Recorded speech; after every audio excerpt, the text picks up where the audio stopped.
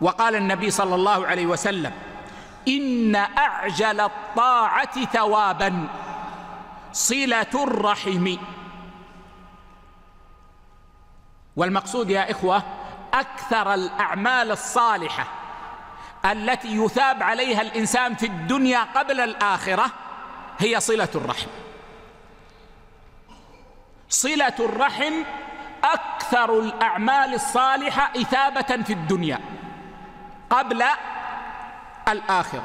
يقول صلى الله عليه وسلم: إن أعجل الطاعة ثوابا صلة الرحم، حتى إن أهل البيت ليكونوا فجرة فتنمو أموالهم ويكثر عددهم إذا تواصلوا. رواه ابن حبان وحسنه الألباني.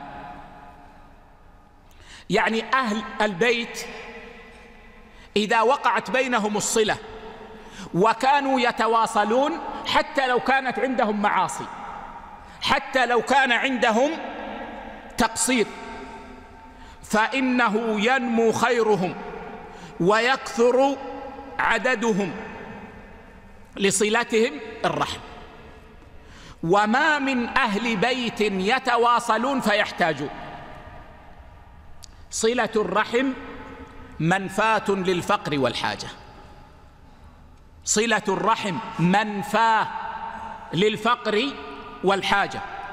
إذا وجدت الصلة في البيت خرج الفقر من الباب.